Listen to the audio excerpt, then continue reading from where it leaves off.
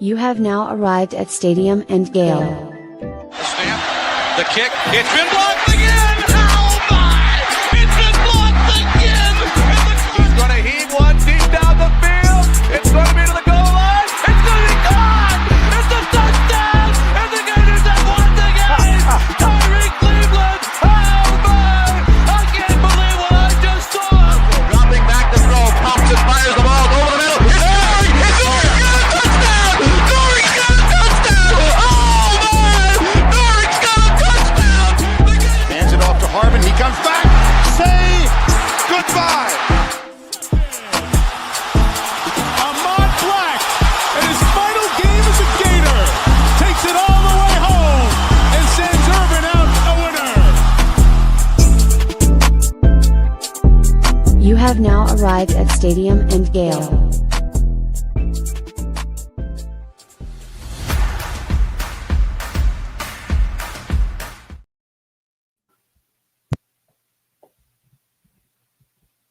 Boys and girls, ladies and gents.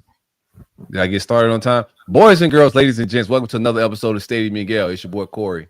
It's Dan. Delatorre. And your boy Jay Scott 2-5. What it do, y'all boys? What up, 2-5? Yes, sir. I like the energy, guys. Same corner, same time. We are back at it, man. The most entertaining, the most informal podcast that you will find on these Gator streets, man. It's been an eventful weekend. We're gonna talk a little bit about a little bit of everything, but make sure y'all like, subscribe, share, retweet. We're gonna get it on and pop it, man. Big motion. Dan, how you feeling, man? Before we get into the shenanigans, how you feeling, Dan? You good? Feeling good. We'll talk a little bit about it after we do the ad read, but I do want to thank everybody beyond this, right? Like we're talking real life here. Thanks for the other prayers for my mom for her surgery. So she's still recovering. That was last Monday.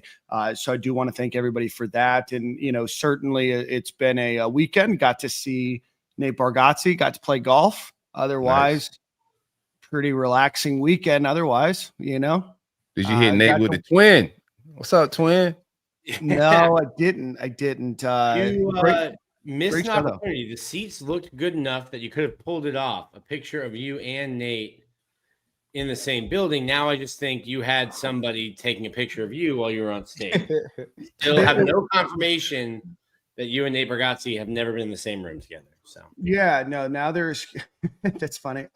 He did come like near where I was sitting, which on the opposite side, though. So if I would have gotten tickets, it would have been. But no, great show. It seemed like there was a ton of people that listened to the pod that were there. A lot of people tagged me that they were there, that they were watching me perform. So all in all, very, very funny time.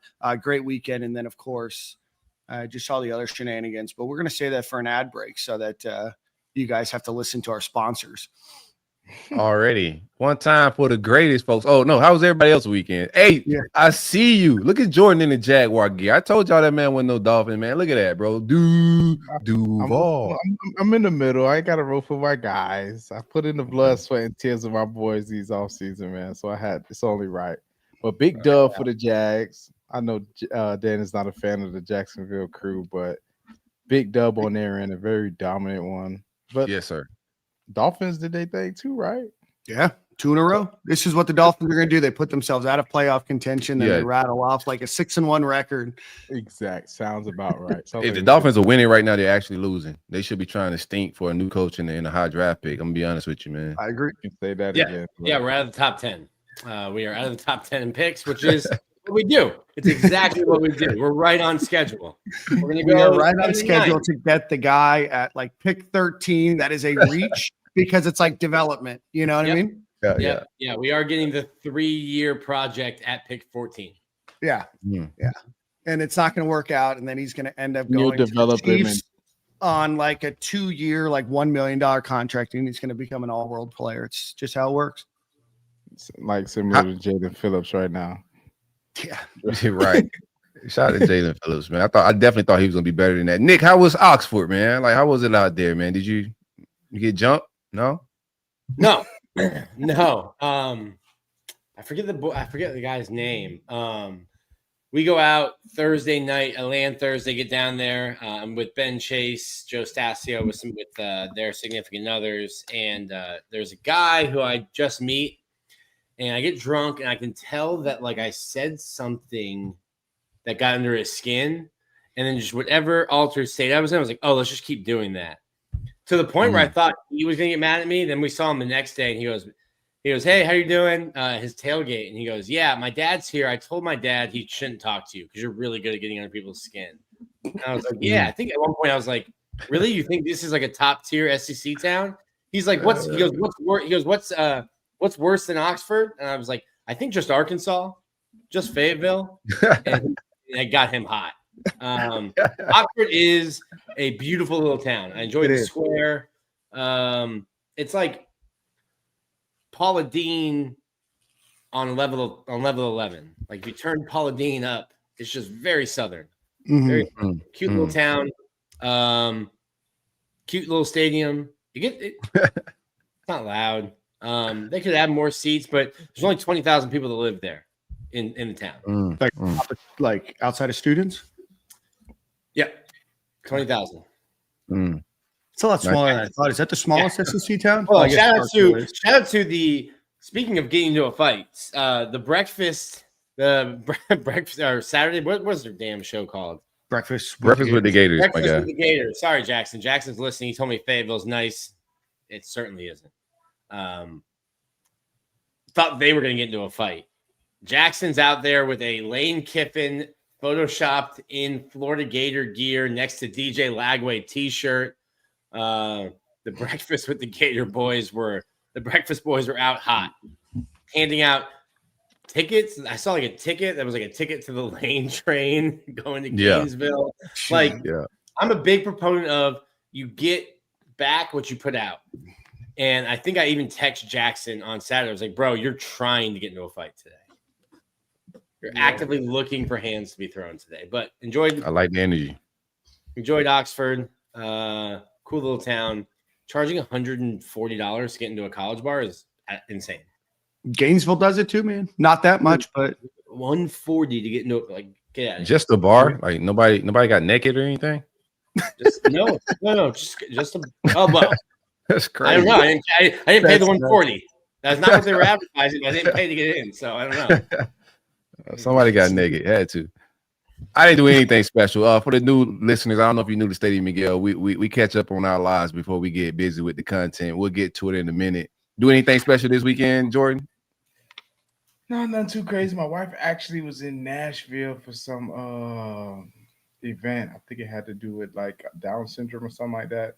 Some of the Marlins players and a couple of other MLB players did like an event up there. So she went up there and like did some stuff. So I was dad all weekend with the kids, but it was easy vibes, good vibes. Took them to the pool one day, just get them out the house and let them run around, let them get nice and tired. But boring old dad stuff, not usual. I watch the Gators, we know the story. I don't got the helmet on. Y'all know it's back. They catching more and more dust week after week. So we'll see how it goes, man. Hopefully I get to put it on. If not, one more game. Just give me Thanksgiving weekend, but we'll get there one day. But I want to put on the helmet at least one more time for the season over. I think we got one more. In us. We'll see what's up, man. Florida State, like they still a little engine that could. They still chewing right now, but I think we're gonna put hands on them people. Let's get into it, man. One time for the great folks at Brun Insurance and Financial Services, man. Anything you need insured from the Panhandle to the Keys, my man Greg can take care of you. The best of the best in customer service. I've been a customer of Greg for every bit of 5, 6, 7 years. I lost count. But you're not going to get a call center rep. You're not going to get some random guy in a foreign country. You're going to get somebody in Greg's office to be able to take care of whatever needs you need as far as customer service and also with the sale of trying to, find a better quote. I'm pretty sure he can save you money. Visit bruninsurance.com or give him a call at 954-589-2204. Home, auto, life, motorcycle, RVs, boats, anything that has wheels, I'm pretty sure he can insure it. 954-589-2204. bruninsurance.com. Either way, I'm pretty sure he can save you some money. Tap in with my guy, Greg. Absolutely. All right, guys. Well, let's get into it. You guys want to talk about the Ole Miss game? Is that what everybody's here for? Wait, what do you want to leave? I think we leave with the shenanigans, man. We get to the Ole Miss game. Yeah. No, we'll get to the Ole Miss game. Let's get to the shenanigans. So obviously a big part of the weekend was dealing with the potential blow up and then fallout of a series of nondescript tweets that I think took legs of their own. I would like to apologize for not maybe putting some guardrails. Can I set the stage? Can I set the stage a little bit here? Yeah. Yep. Okay. You're a good independent party. Yeah. Let me just set the stage for real quick, and we'll get into we'll let you break down the nuances of everything. So Friday, I'm just chilling. I'm having a great, magnificent day, just down in Miami. The weather's beautiful in Florida right now. In November, probably the best month of the year for me, weather-wise in Florida. Everything's just kicking. The breeze is perfect.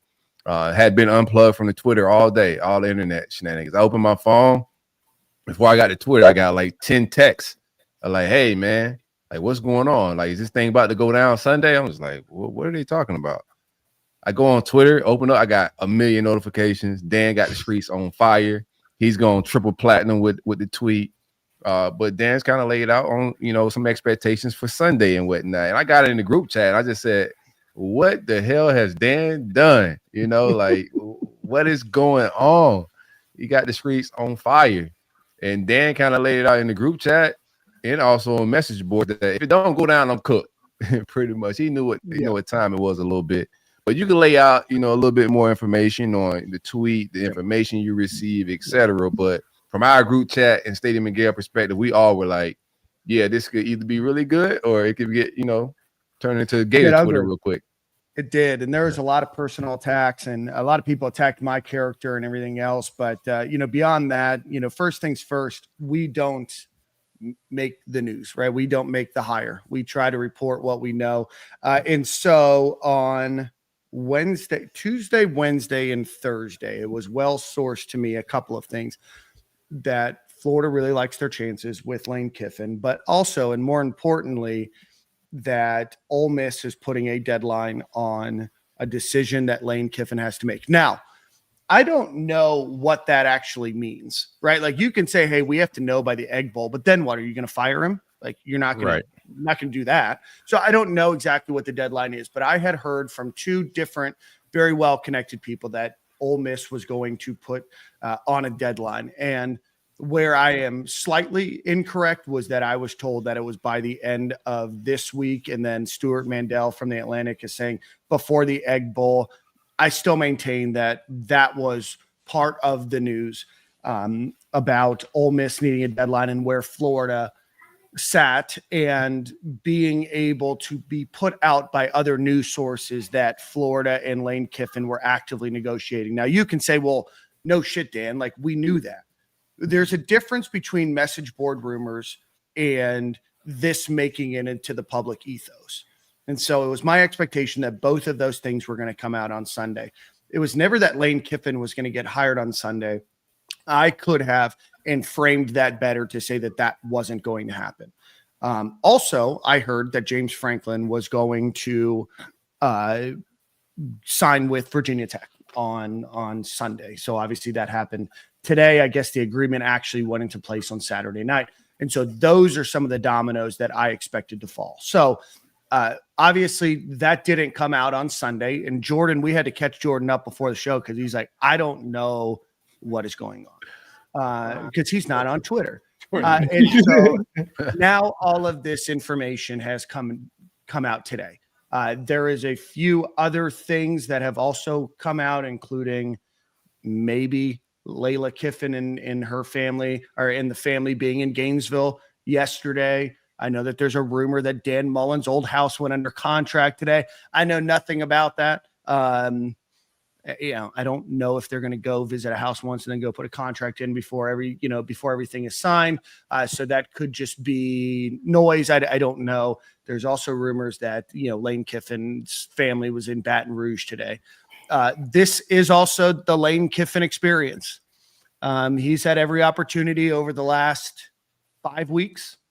And I maintain, and I'll tell you guys right now, that there's been an opportunity for an extension for Lane for the better part of a month now that he hasn't signed. And he is now jockeying and he's going to make 2 fan bases absolutely hate him, and the third fan base really excited, and then I think very nervous that they're the next one that something like this is going to happen to. So, but more than happy to answer any questions. I will take it on the chin. I am an adult. I understand that. Yeah, I understand that people might have felt disappointed. People felt like I lied to them or that I don't know. And I have tried to be as transparent. People need lives, man. To be honest with you. Yeah, I've tried to be as transparent as I can with what I know. I am also not a journalist. I understand that comes with different responsibilities.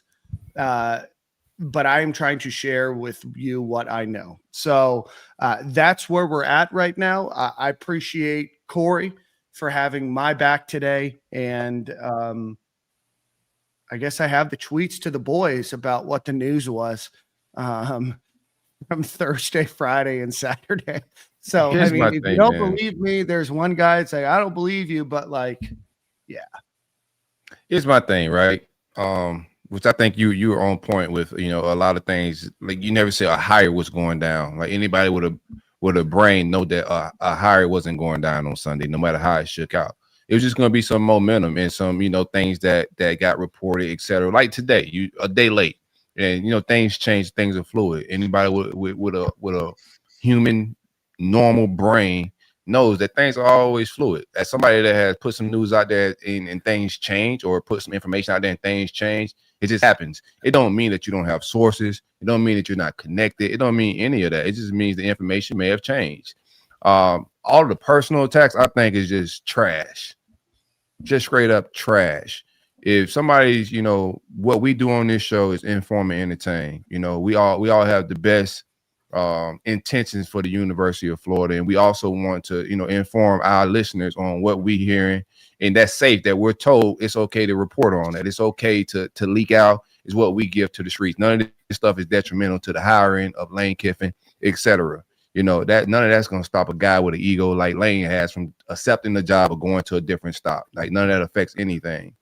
But I think it's just low level, and it's just trash, and it speaks to like people's lives, to be honest with you. If somebody puts something out there, the information change. People's talking about Dan's personal life, how he buys seats to a concert. You're a loser, and you need to level up your life a little bit. If you're watching what the shirts he wear, things he brag about, you are a better male, and you are a loser. None of this information about college football is that important for you to go on rants about another man's life.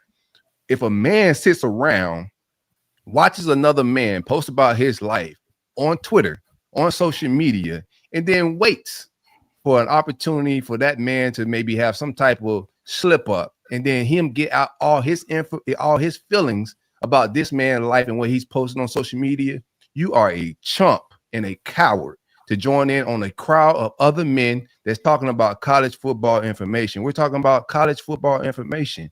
I'm gonna stand in the pain for my friends, man. And I think it's all cowardly, for everybody to start getting there. And it was people that I thought was friends of this platform. It was people that I thought that was down and rock with us that start getting off opinions about, this guy and his lifestyle. Up your lifestyle, bro. Don't get jealous of another man bragging about concert tickets that he got.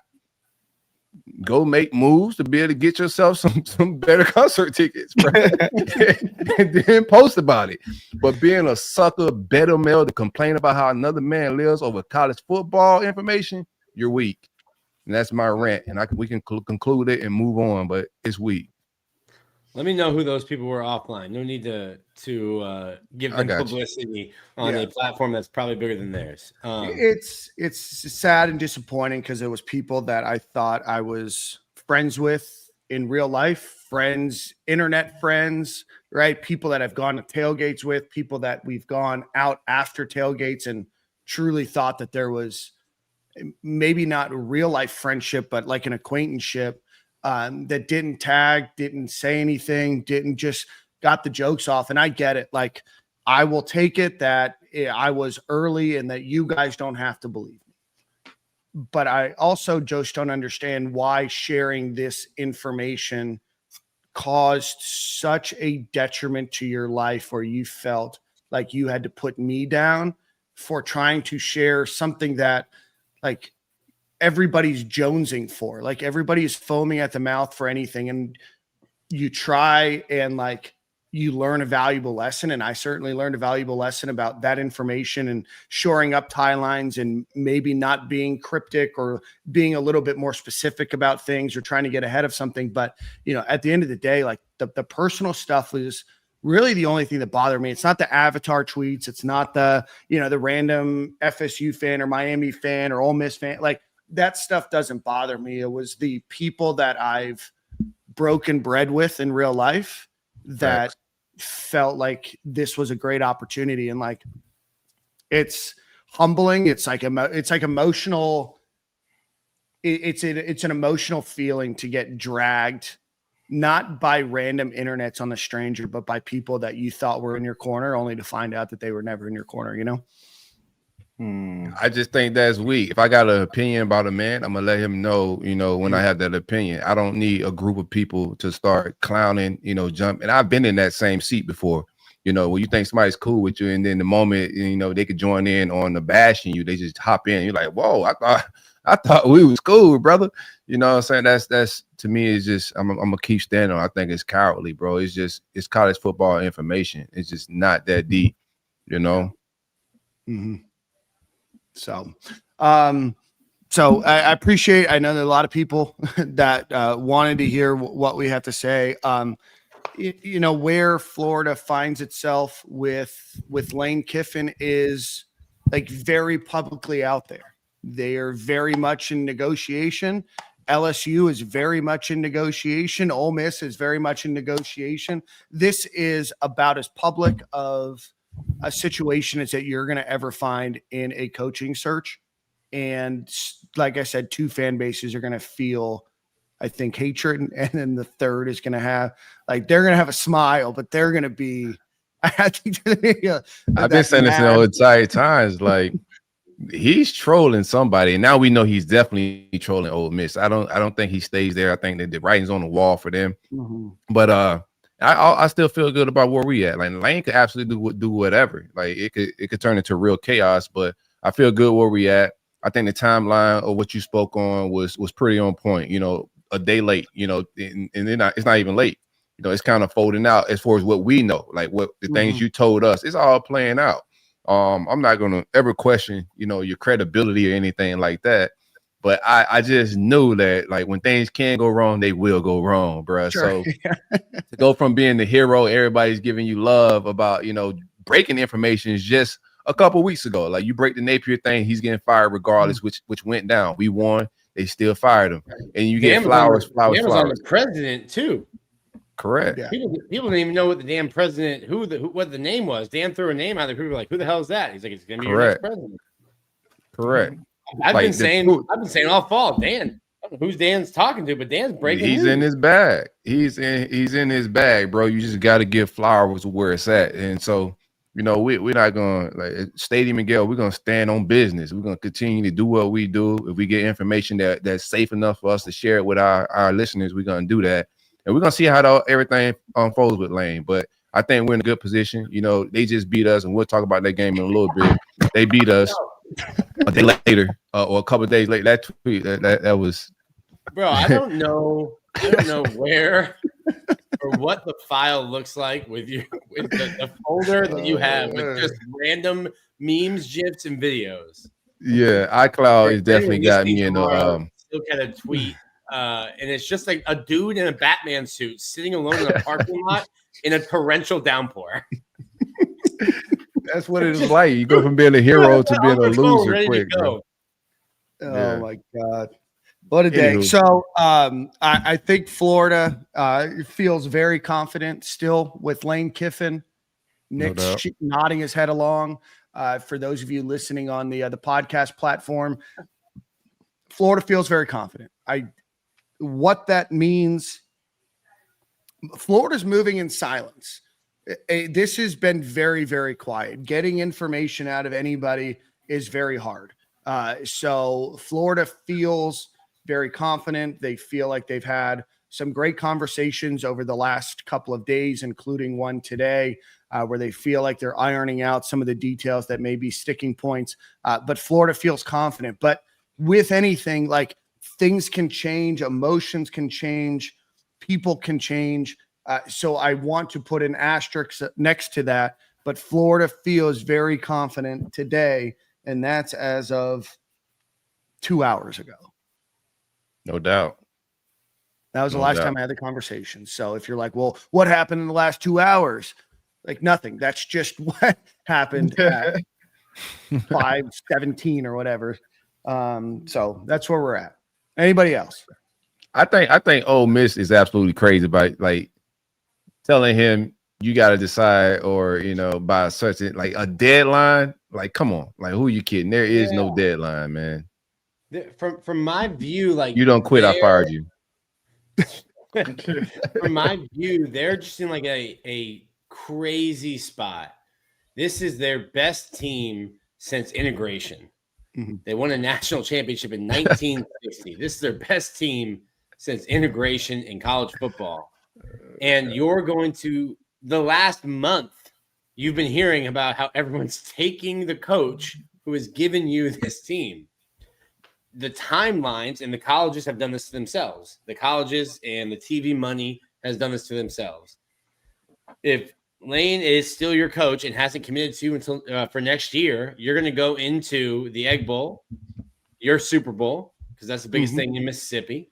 You're going to go into a playoff game, which, by the way, right after that first round, win or lose, the portal opens.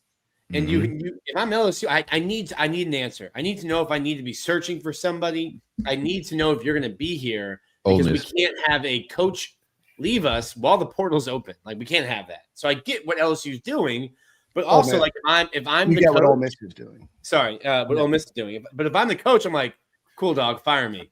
Pay me that buyout. And then I'll go become the highest paid coach while you continue sending checks bi-weekly. Like, sure, do whatever you want. But like, I get what Ole Miss has to do. Ole Miss has to try to figure out their future, because you can't go into, I mean, I don't think they're in the SEC championship game right now, but you can't go into that. And you'll have 3 weeks after the Egg Bowl, 3 weeks, a month more of this, if you don't have a commitment from Lane or a commitment of your future one way or the other.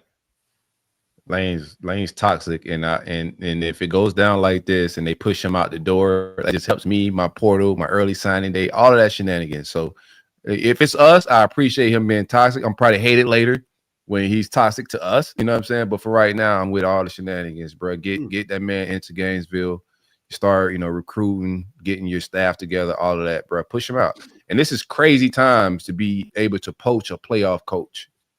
Like, this is craziness. Yeah. This is the first time we've seen it happen. Correct. How do y'all feel about it? Y'all feel like this is something that should continue to go on, and y'all feel like they should put some rules in place to kind of change this whole thing around? The problem is like, until like they drop the school thing, like you just, that's the big thing, right? Like, you have semesters, you have school, right? So you can't change the calendar that much. Like, ideally you would be like, well, let's just do everything after the season. Well, you have early enrollees trying to enroll in school in January. You have transfer students trying to get in before drop ad. And that's your biggest thing. And that's why it's so different than like the NFL, that you can just fire later on. But still, I think even with the players, they got parameters on when they can hit into the portal, right? And when they could, say that. I think they got to create some type of guardrails for coaches in this saying, because this is new. So like, the NCAA never had to cross this bridge before. I think now that they get into this, like, I'm pretty sure most of these schools are going to be reaching out to the NCAA or getting together, because the NCAA just work for the schools. So they're going to reach out to try to put something together to protect themselves from situations like this. They got to, bro. This is crazy. I like it for us, but this is absolutely crazy for Ole Miss. This is just a wild scenario that we've never seen play out, and now it's being played out very publicly with 3 very public schools. You have Florida, LSU, which anybody would tell you that are top 10 jobs in the country, and then Ole Miss, who is on the verge and very likely going to go 11-1, have a great spot for the playoffs, and their coach is non-committal, very much tweeting like a 16-year-old girl, evaluating the guy from summer camp or the guy back at school, right? Like, which one do I go That's to? crazy. You know, but is it wrong? Like you've had every opportunity to kind of get ahead of the narrative. And I know the answer that he's given is like, we don't talk about this during the season. It's like, my brother in Christ, like you just have a very limited amount of time. Because Florida has to go in with a coach. LSU has to figure out their coaching situation. Ole Miss has to figure out their coaching situation. But if he's my coach, take the toxicity. Yeah, I'm with you on some of that. So I think the way he's tweeting and all of that stuff, I have takes on that. I think it's very unprofessional, immature. I'm just gonna be real. Do I want him as my coach? Yes, I could. Like, you can have multiple opinions and different perspectives on anything in life. Like, just because you like a guy don't mean you gotta like just cape for him and just say wild things and just ignore flags. There are clearly flags there, bro.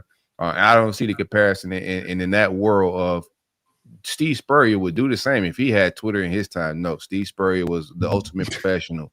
Is he going to talk trash about, other rivals and teams that we face? Yeah, he's going to talk greasy. He's going to troll in that fashion, but he's not going to troll the actual school he's working at.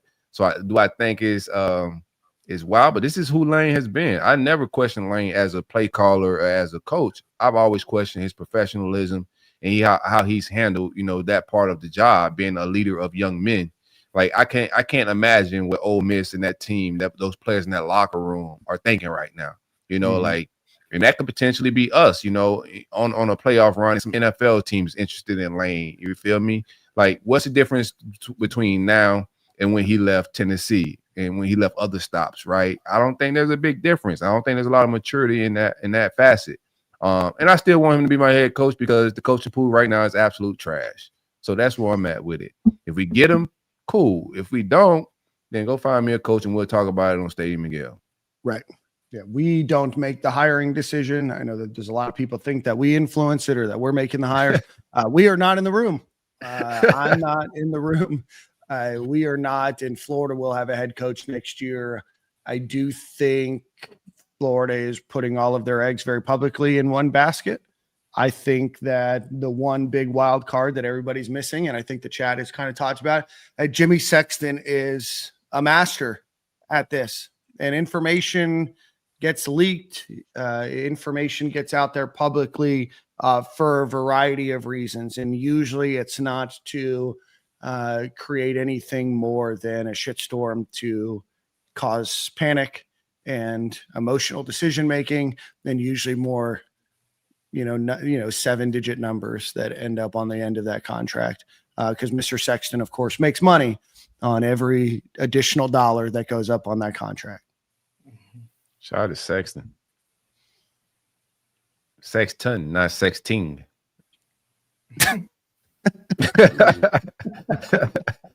Shout out to both. Like, if that's your world, man. Oh my God. All right. Let's get into some super chats. We've got almost 6,000 people watching, so we appreciate you guys. Share it, like it. Dawson Jackson, new member, appreciate you. Michael Sims, new member, appreciate you. All right. This is Streets Cooking Dan brought more people, man. Shout out to the Streets for Cooking Dan, bro. I ain't gonna lie, bro. I was enjoying you getting cooked for a little minute there because you was feeling yourself, bro. You was walking around with your chest out a little bit. Everybody has a great plan, and until they get punched in the face, I think it's what Mike Tyson said. No doubt, bro. 6'5" King Dan, don't apologize for shit. Shout out to Nick Fun. Where's your confidence level now with LSU? I think it's the same. Same. Again, that's where we're at. Dan needs his flowers and an apology been plugged.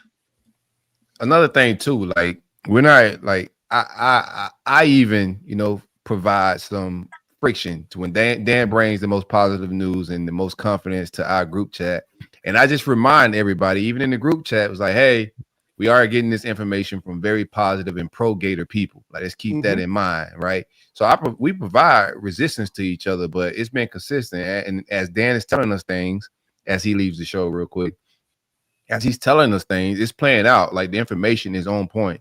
and you guys don't get every single nugget that we get in the group chat, but things are playing out like to the T of what he's saying. So I get information as well from the agent side of things. I'm not sharing anything with you guys because I know the risk versus reward isn't much, right? If it's right, then everybody, yeah, go Silk, go Corey. If it's wrong, y'all ready to lynch me for the lack of a better word. But nonetheless, we're not in the group chat and we're not just backing Dan on any and everything he says, right? Man, but the information is definitely on point. Thank you. CD's 8 bits. If not Kiffin, who we've talked a lot about the names. What a name! I'll do it. I'll do it. Let's talk about the bio. I'll sign up. Nick will do it. I think Lincoln Riley's a name that I said hasn't been vetted. I think Lincoln Riley has now been vetted. I think that's an appropriate time to drop that comment. Yeah, but Forbes chips are very publicly on the lane train. Lane or bus. And we're not wearing a condom. I don't know what. It's lane or bus, and we're not wearing a condom, Jordan. Yeah. We're going raw. We are going raw, man. It's playing out, bro. We'll see how it all plays out. On this one, Florida reporters too damn thirsty. Edgar shows up to Kiffin's post press conference meeting. It comes off as desperate, buddy. You don't care. You don't care what Billy Gonzalez says after Florida loses to Ole Miss. Why would a reporter go there and not go to the only coach you've been talking about for 2 months? Like, what are you talking about? Edgar's going to get clicks, baby. Edgar's smart. He's the smartest guy in the room. Nobody was reading Billy Gonzalez quotes after losing to Ole Miss. Why would the reporter go to and talk to somebody you're not going to read about? Hey, Edgar, I wasn't familiar with your game, man. I like it, brother. Shout out to Edgar. For sure. Thompson's holding it down. Unrelated. We are unrelated. The Thompson's had a weekend, man.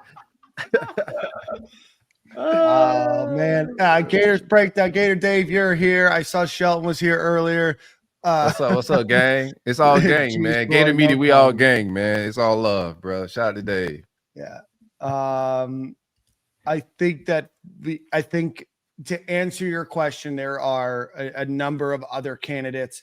I think seeing James Franklin take that Virginia Tech job, James Franklin was, and I don't want to use the word desperate. That's not the right word, but I'm struggling to figure out another word. He very much wanted the Florida job. I think he wanted the Florida State job, wanted the LSU job. He wants that big SEC job. He didn't get it. And so discussion, I mean, I don't know if that means anything other than, I mean, if Florida is willing to keep him on the back burner, he was never really a real serious candidate, but I do know that he was a candidate. I'm glad that Lane Kiffin didn't end up at Florida State. I think that would have been not a good thing for us. Like recruiting wise, facing him and Mario on the trail is just not ideal thing, bro. Both of those guys are going to be stout recruiters. You feel me? So I'm glad that he's going to Virginia Tech. He could beat my ops in Miami and Florida State annually. And I just think we're still on. To me, this is not like any take or any information from a booster, admin, anything like that. But you know, as desperate or as bad as James Franklin wanted one of these jobs, for him to move on, he's got to know, and I think he's a Sexton's client as well, that the Florida job is a thing that's foregone, you know, and wheels are in motion for things to kind of happen a little bit here. And that's just my opinion and take on things, man. You'll see more dominoes start to fall.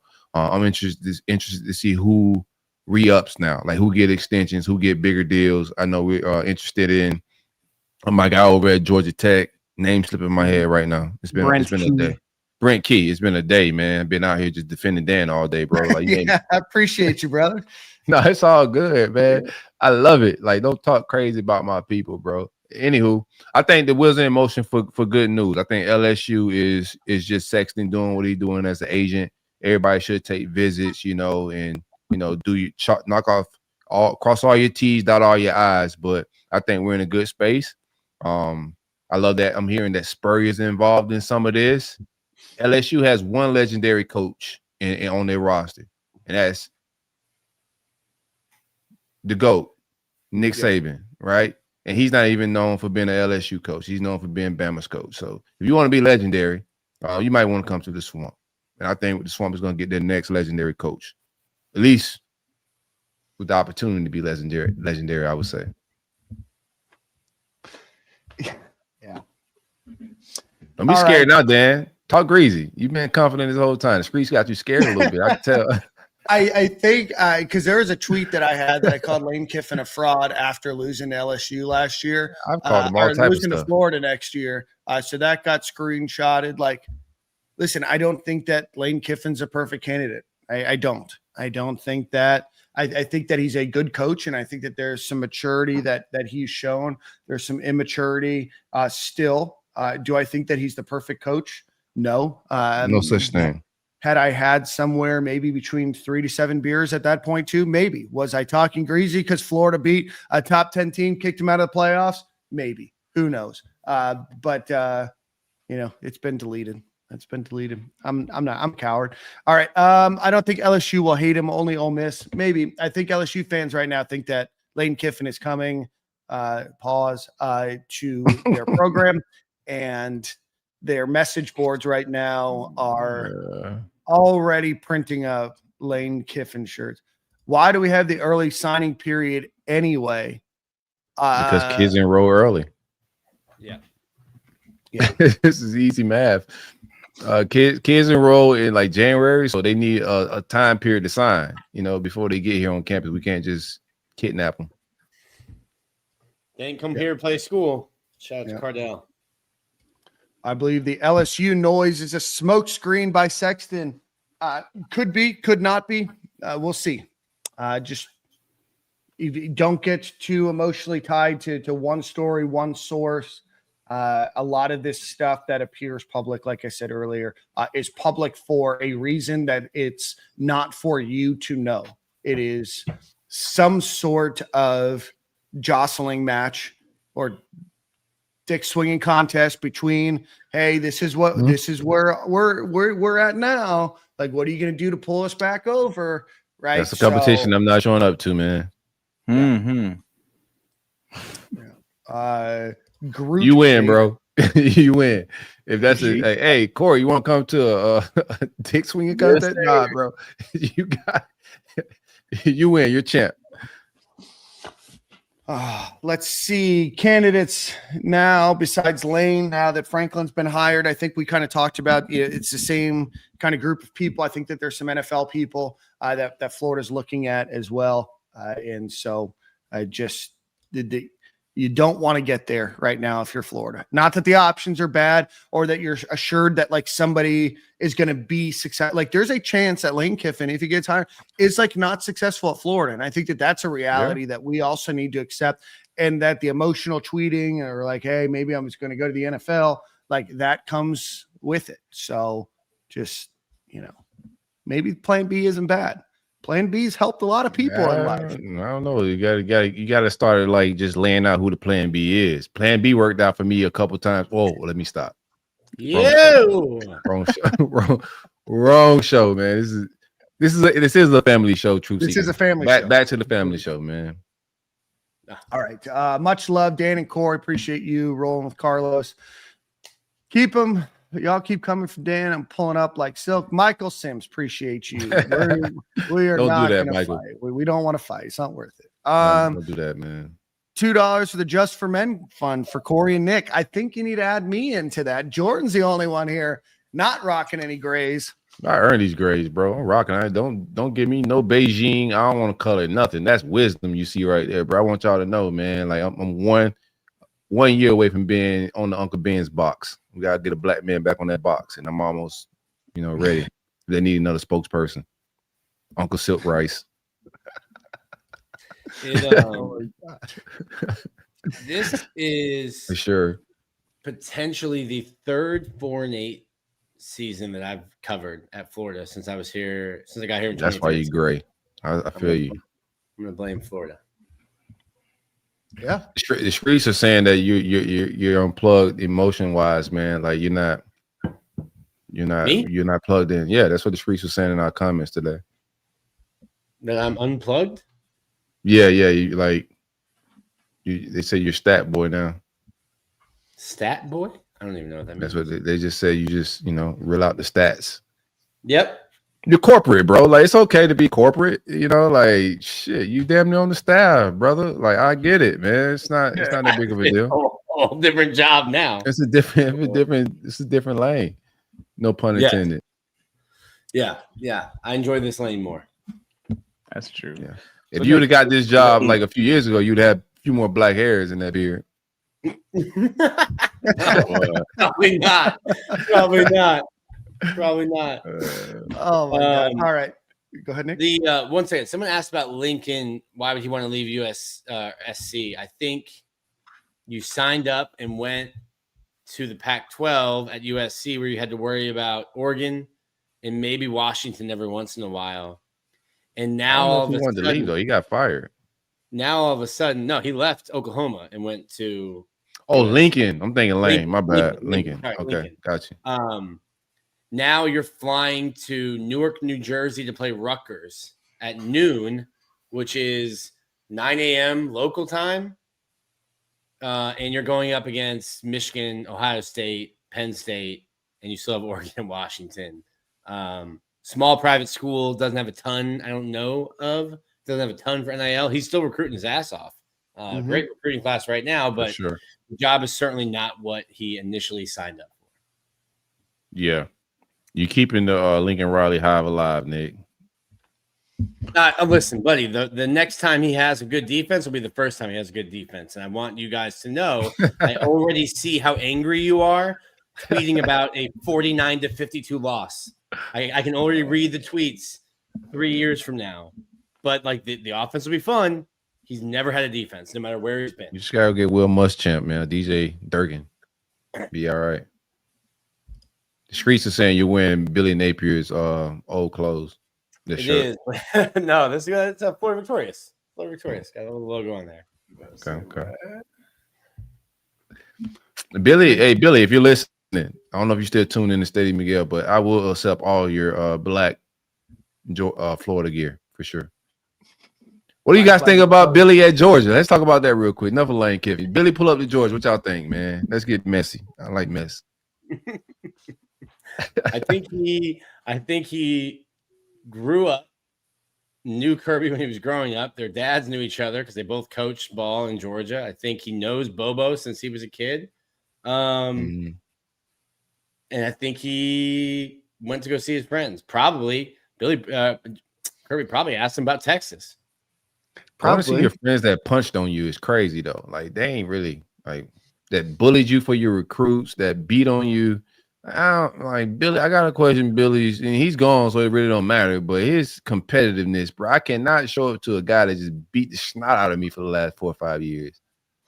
Just can't, even if we're friends. A couple weeks later, yeah, I can't do it. Shout out to Billy anyway. No more shout outs to Billy. No more shout outs to Billy. We did get a super chat. I think this will lead us right into the Ole Miss game here. Sorry if I missed this already, but when Lane comes, do you want him to bring Trinidad Chambliss, the quarterback that they have? Well, let's get into that. We've got 8,000 people watching, so this is pretty cool. Shout out to our friends over at Home Field Apparel. Use promo code Stadium and Gale, get you 20% off of your order. Whether you're a Florida fan, an Ole Miss fan, an LSU fan, a Miami fan, trying to hate watch, or a FSU fan hate watching, or just a hater hate watching, whatever it is, use the promo code, save yourself some money. It's the holiday season. Time to go get a shirt for you and your school. Over 100 different schools that are out there, and the Indianapolis Colts. So go check them out, homefieldapparel.com, Stadium and Gale at checkout. 20% off of your order, free shipping per email. So I'm not telling you to create another email, just letting you know that if you've used it once on one email, that's the only time that you can use it. So again, homefieldapparel.com, promo code Stadium and Gale, all one word. Trinidad Chambliss is a fifth-year senior. Even if he wasn't, like I just wanted a coach that could coach up Chambers, right? I just want Lane. I like what I'm seeing out of DJ as far as like arm talent and a lot of other things. He got to clean up some of his footwork and decision making, but that's why we're after a guy like Lane. That's why we're not wearing a condom. So I knew Billy was a plant from Georgia. Appreciate the super chat, Brian. And then Benji Gator. Dan, do you know anything about Joel Klatt's reporting that UF has more strings attached to Kiffin, whereas LSU and Ole Miss is a blank check? I don't know enough to give you an answer, but I think that the idea of a blank check is also like a misaligned phrase on what that means. But I will try to report back. And if I know anything for certain, I'll let you know. If I don't, then I'll just share. Nobody has a blank check in any sport. But there's no such thing as a blank check as a football coach, especially with the way things are going. Florida has certain things that they want and expectations that they want and control and department structures that are set up. I do think that Florida is making everything competitive and giving as much as they can. A blank check. Nobody has a blank check. Nick Saban never had a blank check. Like this money got to be accounted for. It's got to be structured. We'll see how it all plays out. Like shout out to Klatt, everybody. Everybody's getting information. Everybody has nuggets to drop. The timeline, how things are playing out. I just like where we sit at it. That don't mean we absolutely gonna get Lane Kiffin, but we all feel good about where we at. News and information to continue to drop. Back to like the quarterback thing. No, I think Lane's gonna eventually come in. We gotta talk about our game here a little bit. Yeah, but Lane's gonna come in. He's gonna look at our quarterback depth chart. He's gonna look at our quarterback recruiting class, and he's gonna have to make some hard decisions on that entire room. So I wouldn't get absolutely married to anything that's going on quarterback wise. I think changes are gonna be made. Watching what he did at Ole Miss, he got aggressive with bringing in guys to compete. Bringing in multiple guys in the transfer portal, like the way he views the quarterback room isn't in the normal, I would say approach to the entire thing. So just let it all play out. I like our quarterback room, but it could shift and move fairly quick. Guys in it, and also the guys that committed to it. Absolutely. All right, let's get to the game then. Florida loses at 34-24, up 24-20 at halftime in what was DJ Lagway's probably best first half that he's had in SEC play, at least since maybe the Kentucky game last year. Ole Miss holding Florida to just 103 yards of offense in the second half. Gators have the ball multiple times under a score left to go or under a touchdown left to go, and just struggled to move the ball in the second half. I don't know, what else to say there. Kewan Lacey from Ole Miss, their running back, goes for 224 yards on 31 carries, 3 touchdowns. That also set the single season record for Ole Miss. DJ Lagway, couple great passes. Great pass to J. Michael Sturdivant for a 57-yard touchdown pass. The defense looked pretty good at times. You get an interception from Jaden Woods. Trinidad Chambliss gets sacked a few times in this game. He hadn't been sacked much this season, and he had only thrown 2 interceptions. So to be able to do both and then still be on the losing side is tough. So Ole Miss moves to 8-0 at home, positioning themselves for a playoff opportunity. And then Florida's officially now eliminated from the bowl. So let's break down the game and kind of what your thoughts were, guys.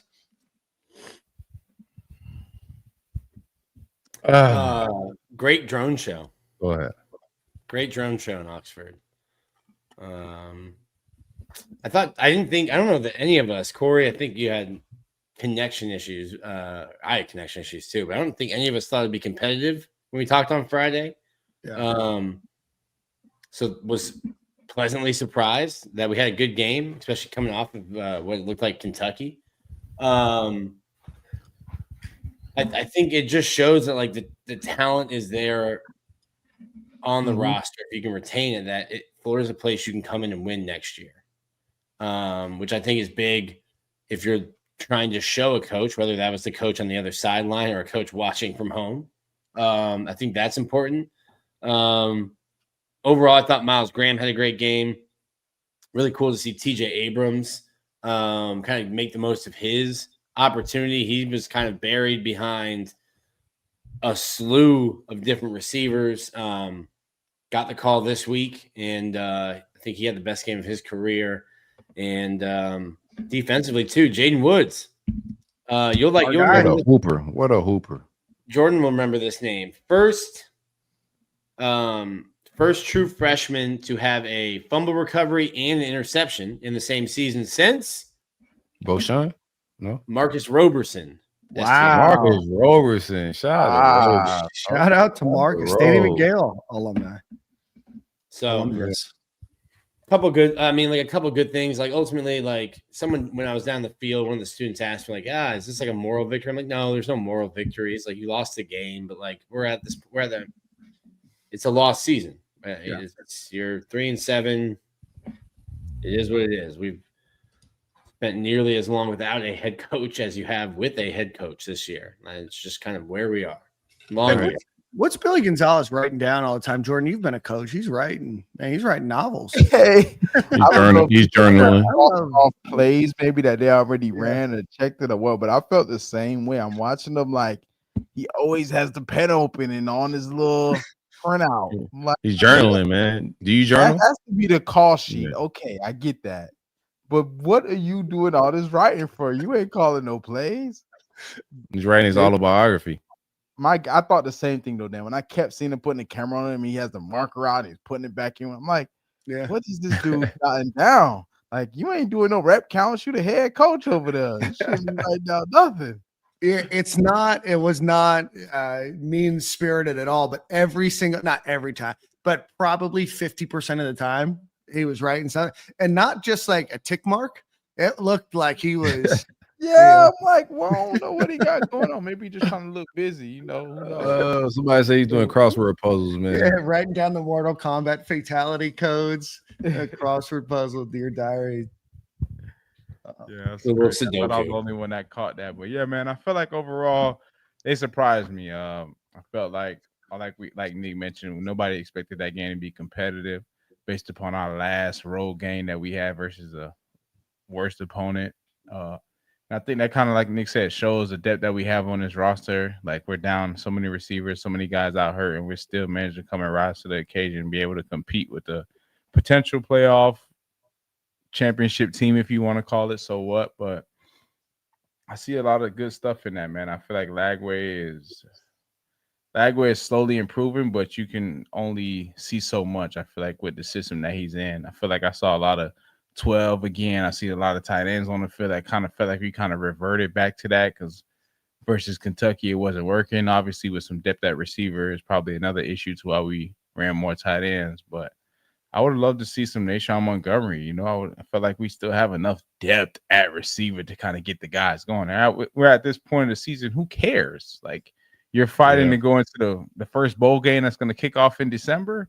Good luck. I mean, I'd rather see what my young puppies look like and get all the young guys in and get them some real SEC reps, not versus a cupcake team. So, obviously, I think Billy Gonzalez is trying to make the right decisions to make himself look good for his future. So, he's honestly going to just play all the older guys and the best guys at hand. But I would have loved to see some young guys go in there and get some burn and get some play early in the game. And, yeah, I'm not a big fan of the tight end. So, offensively, I wasn't a fan of our play calling and our personnel throughout the game majority, but it's just a bet that Billy Napier made for us, and we all just have to lay in it because it's been that twin size bed.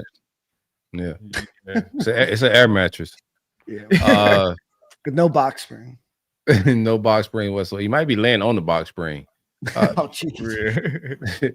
I'm with you, bro. Like, first half show, you know, like I like to see the fight. So these guys, like we was talking last week about if they quit, right? And they showed a little quit, you know, I think in the game versus Kentucky. But those guys, I think Billy did a good job having them up for the assignment, at least in the first half. You know, I think DJ hit some good throws. The offense was, you know, making things happen and capitalizing on the mistakes that Ole Miss gave us when the defense came up with some stops and some turnovers. They made some things happen. I'm exhausted of the tight end sets as well. You know, some just key drops. They're running in ankle weights and mud boots. They're running in Timberlands. They're running, you know, in shackles. It's a lot of things that's happening, but they're just not getting open. And I like our freshman receivers. I think Muiz and I think Nashawn Montgomery are going to go on to be really good college receivers when it's all said and done. I think very highly of both of those guys. So I would like to see them get more reps and whatnot. Defense came to play football. Yep. Miles Graham is just an absolute stud. He deserves, like the finer things in life. He deserves all the spoils and riches that kings get. He's just a dog. So I'm in love with 5, on the football field. Shout out to Bet getting some sacks and making some things happen. We're so far deep with our defensive tackles, so many injuries, and we're so far down the depth chart, and guys are still making plays, man. So do want to see some changes in that safety room. I don't care where we're at in the season. Just give other guys opportunities. If plays aren't being made at safety, I don't care if a guy's, senior, super senior, junior, etc. Put some other guys on the field. I love when I seen 43 on the field. I think he's a dog. I think he should be starting on some type of football team. He's not a walk-on caliber kid. He originally was at another school on a scholarship, was a top 20, 30 safety in the country when he came out, and he shows that. I think he comes downhill with different type of intentions. He's an absolute beast running the alley with no ski mask. He ready to lay people down and take all their lunch money, and share it amongst the crew. That's what he on, bro. I would like to see Stubbs. Lagunza came in to make some plays, and from what I heard, because I still haven't watched the game. I listened to it on the radio like it's 1968 because YouTube snatched it down, and I was out with the fam and whatnot hanging out. But yeah, just not a bad game. I think it's gonna be entertaining on the way out. I don't expect a whole lot of wins. I'm a realist with where we at as a program, but I like that they just haven't quit. They're still fighting, because I thought the Kentucky game, they were going to fold. I thought Ole Miss could come in and blow us out, and we came in, and Lane Kiffin had to figure things out on 4 downs a lot of times. So shout out to that, man. Lane looked like he started to call plays. Certainly seemed a lot more animated, and I know he's always been very involved, so I'm not saying that he hasn't been, but he looked a lot more involved in what the offensive script looked like in the second half. And that could just be me not totally knowing. And I know Charlie Weiss has the ability to call plays. Charlie Weiss Jr. does over there, but it seemed like he was a lot more involved in the second half of calling some of those plays. But I could be wrong. I wouldn't be mad if he left Charlie Weiss in Louisiana. I say that. If he brought him, cool, but I wouldn't be mad if he did left him. Or Mississippi. What did I say? You said Louisiana. He can leave him there too. Yeah. Let's run down some of these stats. DJ Lagway, 16 for 32, 218 yards, 1 touchdown, 1 interception. What do you guys think? Corey, you didn't see it. So he broke out of the pocket, makes a sidearm throw to try to get a first down, would have extended the drive, or if the ball gets dropped, Florida's in field goal position to go get some points. Nick, obviously it ended up in an interception, or Jordan, you too, obviously ended up in an interception. Never going to be good when that happens, but oh man. That's rough. A sidearm throw, ball gets tipped back. I don't know if the pass would have gotten there even if it didn't get tipped. I think that you just got to take care of the football and know the circumstances. You got to throw it out of bounds. Yeah. You got to throw it out. Unless you got a clear cut, way to move the sticks and to ways to put us in a better position. You got to have, you can't play hero football, even though I'm hearing it from even what I'm hearing. It's just hero football, and it's just not, fundamentally sound smart, ball. We're going to be critical of DJ, and he just got to take better care of the football as a leader. That definitely changed the game. If you get 3 points there, or opportunity at 3 points, it's a different football game. Yeah, I like that. Some people saying he runs when he shouldn't, and I like that he's running more. Whether it's design or scrambling, I think. He was the #1 dual threat quarterback coming out, and he has the mentality of, I'll run it if I have to. It's not a first thought to run, but that's. It makes it easier for a running back. It makes it easier for receivers to get open. If you have to play, I say it all the time, if you have to play 11 hats on 11 hats, Jordan can say, if you have a quarterback who's a legitimate threat to run, it makes the running back's job easier. It makes everyone's job on offense easier, except for maybe a receiver who runs their route, then turns around and is oh, wait, he's running. He's running. Now I got to block. Yeah, 100% though. Just even on a simple play, an inside zone. it's a little bit. I ain't gonna get too much into detail, but as a running back, when you're running inside zone, let's just say you're running to the right, the line is going to be pushing them that way. So your natural cut will be just a cut back to the left. But if you have a quarterback like DJ Lagway who can potentially pull the ball, now you have a little bit more space on that cutback lane because that defensive end has to honor that pull. So it's a lot more space to work with when you cut back versus if you got a quarterback who's not pulling the ball, that DN just going to crash down every time. Right. And really, you're not going to get that cutback as often. Now you're getting a 2-3 yard gain off inside zone where you can get like 5 for the defense just honoring DJ Lagway. But I do love that we had some more design runs since Billy's been fired. I don't know why we have been shying away from that. I guess because they're scared for him to get hurt. But it's football, baby. Let's use them. It's matter at this point. Yeah, but I said there's no point in having a dual threat quarterback to not run them. Like that makes no sense. So yeah, I mean, Jordan, you're right. I thought that he only had 36 yards rushing. He did have a first down on third down. I thought it was his best game running the ball. I thought he was a lot more confident running the ball. He threw his shoulder, down to, fight for an extra couple of yards. But I thought this was the most comfortable we've seen him. He's second on the team with 36 yards. Jaden Ball, 61 yards. He's at 808 for the year. So not quite UF getting 2 1,000-yard rushers, but also the idea that Jaden Ball could get 1,000 yards is definitely not out of the realm of possibility with Tennessee and Florida State left to go. Yeah, he could get there. What we at 8 something? 808. Might be the only good call I had all year. Might have crushed that call. Jaden Ball 1K. Tough season. There's bridge talk about Tampa that's got me confused in the chat. All right. Receiving, leading the team. TJ Abrams, 3 receptions, 76 yards, by far his best game. He stepped up. I did not quite understand throwing the ball to TJ Abrams on the corner fade to try to score a touchdown. I thought that you could have probably targeted somebody else, but that's not a slight at him. That's just the place call situation. But 76 yards for him. J. Michael Sturvin, 62 yards, 1 touchdown. Tony Livingston, 1 catch, 38 yards. Corey from the 2-yard line. They do a swing pass. Maybe that's not the correct term, but something like a swing pass to Tony Livingston, and my man just runs up the sideline. I thought he might have had it. I mean, he wasn't fast enough to go all the way downfield, but big shout out to Tony Livingston. Yeah, shout out to that, man. Yes, most time.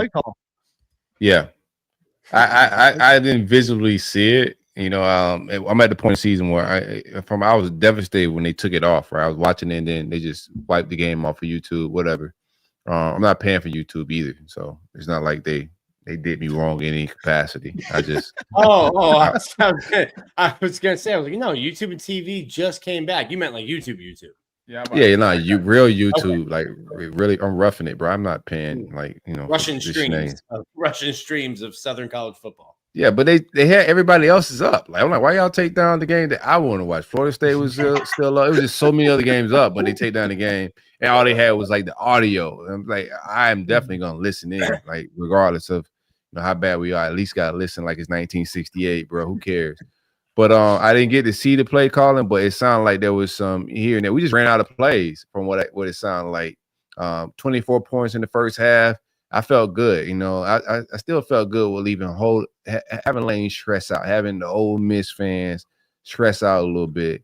But I can't really get into a lot of breakdowns and X and O's and who was making mistakes outside of what I was hearing. So I will say this, like Ole Miss, the fans, my goodness, Florida fans, y'all have been giving them hell for an entire stadium to be so pressed that at the end of a game, when you're beating a 3-win team, to start chanting, we want our own coach who's under contract to continue to be our coach who's still under contract. I was like, man, this is crazy. This is crazy. 61 fans were definitely joining in on that chant. Too. We want them to. There were 61,800 people, and I think that chant united the entire stadium. Or whether you were in orange and blue or you were in red, united the entire stadium. I'm standing there down there at the end of the field, and they're chanting, "We want Kiffin." I'm like, that's crazy. He is under contract. Yeah, we do too. Yep. It's literally the definition of poverty. Jaden Ball, 16 yards receiving. Aiden Mizell, 14 yards on 3 catches. Nashawn Montgomery, 1 catch for 7 yards right on the sideline there. It was a good catch. And then Hayden Hansen, 2 catches for 5 yards. Fan favorite. Yeah. Blocking gives up, or the offensive line in blocking gives up 0 sacks, 0 hits. Good job by the offensive line. 6 hurries and 6 pressures. Their defense. End the game with 5 sacks of Trinidad Chambliss. In this one, overall, Miles Graham, Corey, you mentioned, looked incredible. Jaden Woods, I think, played the most snaps that he has this season. He had 42. I thought Micah Boyru, I should get his name right. It's the end of his first year. And then Brendan Bett had a good game. Sharif Denson had a good game in this one. Looking at where we're at, 16 missed tackles in this one.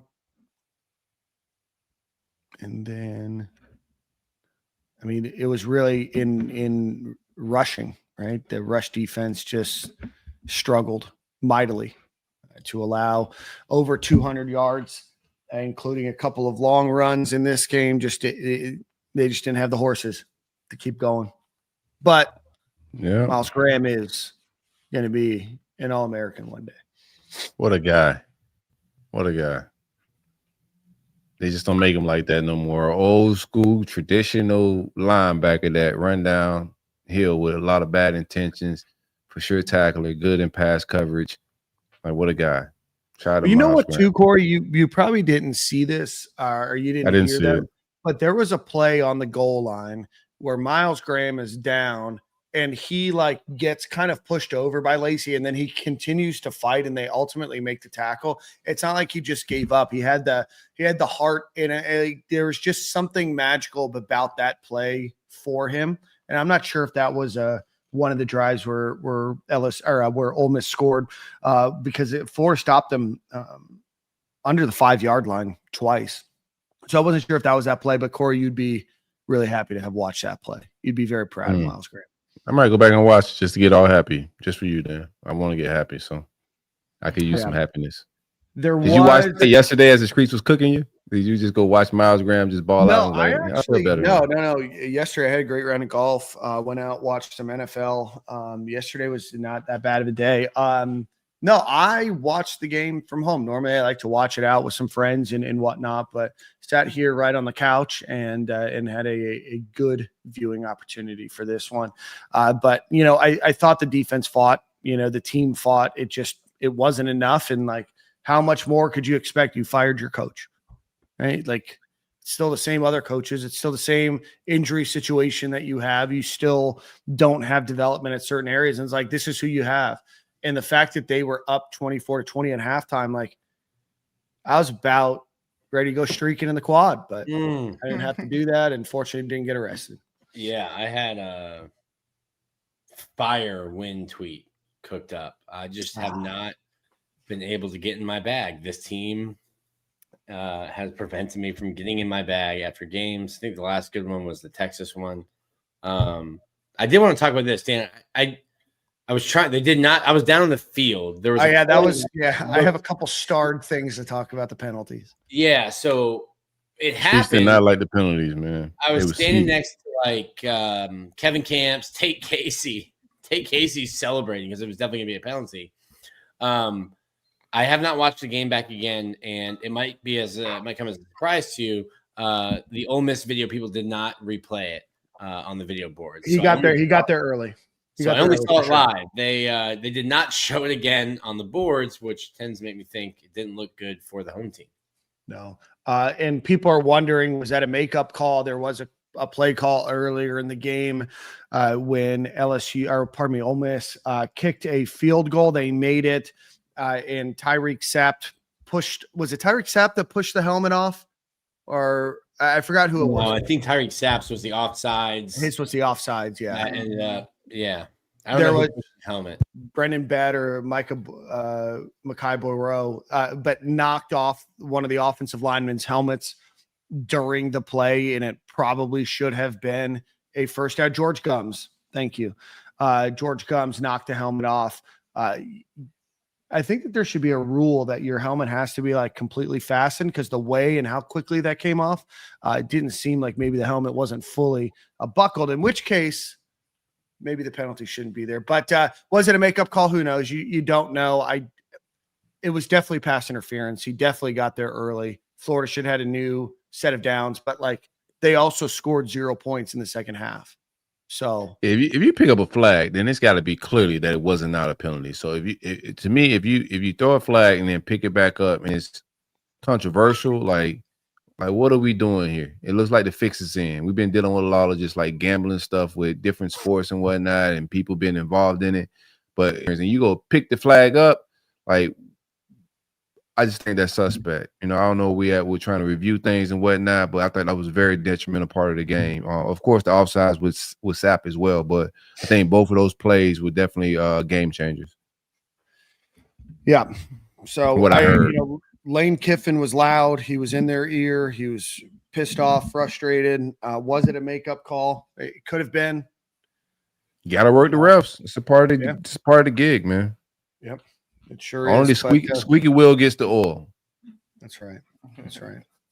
And so that's where we end. So again, the Gators lose 34-24.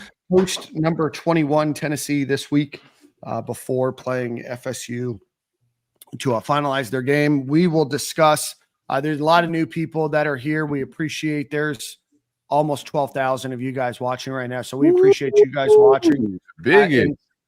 So, Corey, you did say we are the biggest. So, so we will be back on Friday morning, and then because of everything that happened, I'm fleeing the country for a little while. So I'll be gone for a couple weeks, and I'm sure that's when all the news and all the fun's going to happen. For real. It really is, but after everything, I just need to flee the country for a little while. So I will not be here next Monday and the final game day Eve show. I will be here on Friday, but we appreciate everybody. Before we do that, we got two final sponsors, and these are two great sponsors that you guys should go check out. Our friends over at Game Time Sidekicks. If you want a really cool cup like this one, which is kind of the old Steve Spurrier polo motif, Nick has one, Corey has one, Jordan has that one. Go check them out, GameTimeSidekicks.com. Shout out to them. They are now also going to sponsor Florida Basketball Hour, who yes, sir. The Florida Gators just moved to 3-1 on the season with wins over FSU and Miami this week. So we'll get Neil on and Eric on in the next couple of weeks to talk about the Gators basketball team. So they're still kind of coming into their own, and you brought two new guards in, so they're still trying to all figure out how to play. But shout out to them. But they're going to be a sponsor with Florida Basketball Hour. So. And if you're looking for other podcasts, shout out to our friends over at Breakfast with the Gators. They do a fantastic job. They seem to be really well received right now as well. So they put out great content. They travel a lot. They're out there tailgating. They're at every game. So definitely go check out them. Jackson, Will, Devin, all of them. They do great content. And then finally, if you ain't a Gator, Will solid. That's my guy. Yeah, they're all great. They're all great dudes. I'm just joshing. Go ahead. And then if you ain't a Gator podcast with our guy JB, he hosts that one. So again, it's us on Mondays and Fridays. Florida Basketball Hour. They drop 2 episodes a week. Breakfast with the Gators. They drop an indiscriminate number of episodes a week. Sometimes it's 1, sometimes it's 2, sometimes it's 3. But they put out great content. And then finally, if you ain't a Gator, JB, and I think he goes twice a week. So definitely go check out the other podcasts on our network. Thank you guys for supporting us. And then finally, go visit our friends over at Alumni Hall. If you are in Gainesville, right on Archer Road, or if you are looking online, alumnihall.com, they are going to have the largest selection of Florida Gator apparel, accessories, gifts, ornaments, holiday trinkets, whatever it might be out there. Let them know your friends at Stadium and Gale sent you over there. But we appreciate all of our sponsors. They've been rocking with us for a really long time. All 12,000 of you, if you could hit the retweet button, hit the like button. We appreciate everybody for the super chat. We appreciate the support. We'll let you know as things happen. But enjoy your nights. And Nick, I think you got song of the week, brother.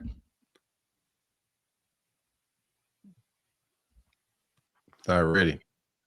Close it. Yep, He's not been ready. listening. I didn't let Nick know. Nick's been listening to some rubbish. What do you got, man? In that archive. What would you Old jam DMX. driving up this weekend? Like another Irish jig. This guy's not prepared, man. No, we're gonna go back to Teddy Swims. I've been listening to him still. The GOAT. What's one I like? I already did Small Hands from Teddy Swims. We'll go to Lose Control. Teddy Swims. Lose control. All right, boys. We'll see you at the same corner, same time on Friday. Thanks, everybody, for watching.